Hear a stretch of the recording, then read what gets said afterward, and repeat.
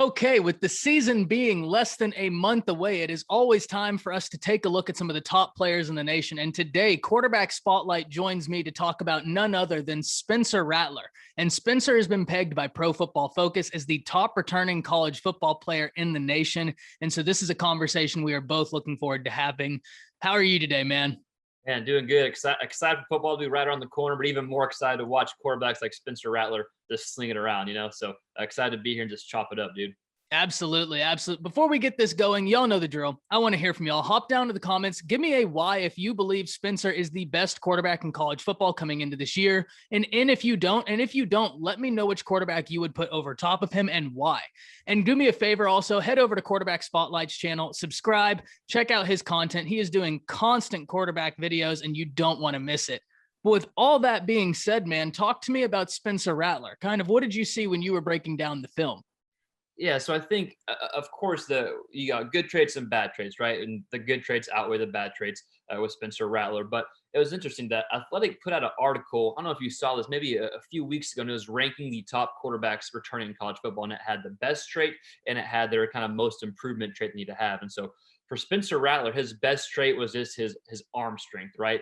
And so taking that away and kind of breaking that down, it's not just his arm strength. I think he's such a good quarterback, but it's his ability to repeat his mechanics time after time after time that makes him such a good, pure, natural thrower. So whether he's throwing the deep ball, whether he has pressure in his face, or whether he is maneuvering in the pocket, the arm slot stays relatively similar as long as there's no defender kind of throwing off his arm slot, which I think makes him so accurate and such just a pure natural thrower. So that's kind of the biggest takeaway as far as like his best trait, in my opinion, is his repeatable mechanics that make the ball look the exact same, and the ability to throw a two ball, which I know me and you have talked about before, but the two ball is a very mature throw, and in my opinion can be the toughest throw as a quarterback, because a one ball being just like a strike, a rocket, a fire type ball, a three ball being a bomb, and then a two ball is kind of right in between. So say if you have to fit the ball between a linebacker and a safety, or a corner and a safety, and Rattler can do that with his eyes closed, right? So he makes throws that are very challenging look easier. And the kind of takeaway as far as the improvement factor, and again, me and you were talking off air,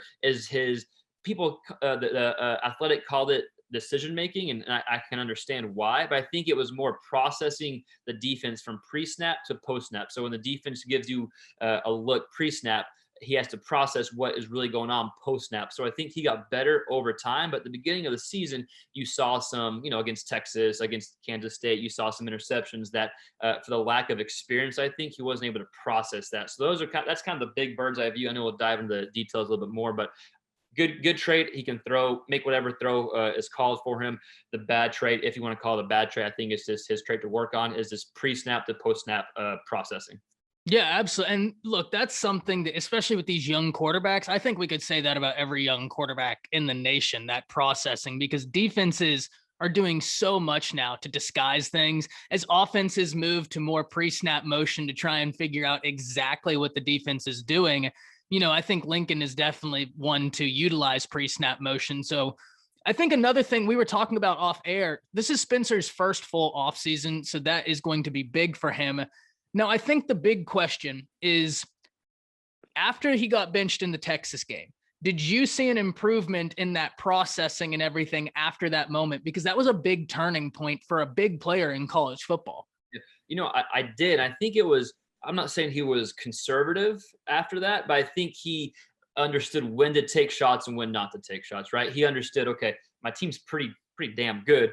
I don't have to take shots all the time right now. And so I think that got better, that decision-making got better. And in doing that, I think his processing got better. And just the simple fact he had more experience, right? Like you mentioned, the first few games, it's his first year starting. He's seen stuff he's never seen before. It takes you a few games to get the hang of it. So I think the experience factor helped him get better. And then just realizing I don't have to make big plays every single play. Let the big plays come to me. Until the big plays come to me, let me take what the defense gives me. Now, talk to me about being a new quarterback has to be hard, right? And you'd know about that and the just difficulty these college guys have in preparing. But then talk to me about how difficult you would think it would be in last year's setting, where there's no normal off season and you're learning through Zoom. So you're not even getting to actually break down what's happening in front of you. Talk to me about how difficult you thought that would be for Rattler and how you think that'll be going forward.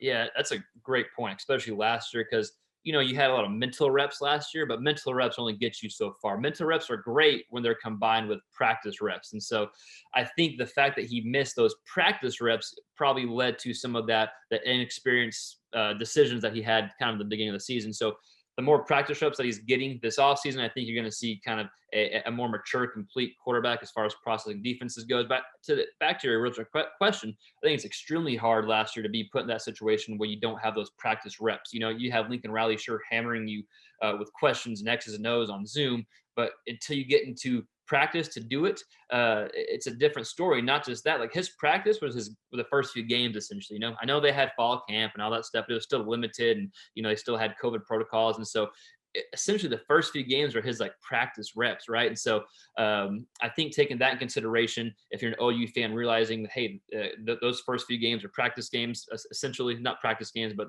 those were his practice reps, and now he has a full off season to actually get real practice reps before actual games start. I think is only going to benefit him and benefit the whole offense in general. Yeah, given how we have to nitpick when we're talking about what Spencer could improve on, I mean, we're really splitting hairs here. Let's focus on that before we really dive into what it is he does well, because that's a much deeper list in what he does well. And this is something we talked about off air, and I want to ask the question more direct to you now. And it highlights something I just asked about that Texas game. We were talking off air, and I said that one thing I thought Spencer could improve on this year, and I thought he did improve on as the year went on, is playing with a short memory. And one of the things we were talking about is when you're a kid like Spencer and you're that highly rated, and all through your life, you can make any throw any sort of way. I mean, we've seen videos of him jumping 360 and making a throw that I couldn't make with a year's worth of training, which might not be saying much, but nonetheless, here we are. When he was benched in that Texas game, do you thought that was kind of the clock and the light going off in his head that, okay, I don't have to try and get it all back in one play? Like, to your point, we're really good and I am really good. And that doesn't mean that it all has to come at once. Did you see that, or did you think it stretched even further than just that one moment? I did see that, but at the same time, I do think, throughout the season, you probably saw glimpses of, let me back up just real quick to answer the original question. I think it's very difficult when you're so used to success, you're not used to struggling, and then you start struggling. So I think he was almost like learning how to struggle, right? Learning how to fail, which is a good thing because as a quarterback, you're going to do it often, right? And so it's just making sure that those failure plays, if you will, don't lead to like a failure game, right? Failure play, who cares? It happens, but we can still have a great game. So I think he definitely got better over the season. I think you probably saw it at times in glimpses of like, just not used to struggling, but I think he learned how to struggle and kind of push through it to answer kind of the original question. So I do think he got better, but at the same time, you saw it kind of creep up at times throughout the season. But, like with any person successful in something, it takes time to learn. It takes time to learn how to react correctly when something doesn't go your way. And that's the game of football. Yeah. And look, this is an individual who I think you hit the nail on the head. We talk so much about learning to succeed, but for some of these guys like Spencer, when you're a 5-star and you've been a 5-star since the day you walked into high school, maybe learning how to fail is just as important as learning how to succeed, because success has come so naturally to guys like this. Failure has not. So I love that point. And we're even talking about it as if he wasn't the 10th best quarterback in yards, had the 8th most touchdowns, and only had 7 interceptions last year. Like, that's why I said earlier, we're really having to split hairs to even talk about what he needs to improve on. But I talk about that Texas game because when he came back in that game and played almost as if he had meditated. I don't know a better way to put it, but it was almost as if he'd completely leveled out. And the way he played after that is part of the reason why I'm so high on Oklahoma moving into this season. But with all that, he did well, let's start diving into that. Yeah. When you're talking about what it is quarterbacks do well and what really stands out to you, what qualities does Spencer have? You talked about arm strength. What qualities does he possess that really makes him stand out to you? So I think it's those, like we referenced earlier in the video, being able to complete those mature throws, those throws that are pretty difficult that he just makes look completes effortlessly. And so the ability to repeat his mechanics time after time after time, I know I talked about before, but that goes a long way. It's like a baseball pitcher. When a baseball pitcher can repeat his mechanics, he's pretty good. He can blend a fastball and a curveball.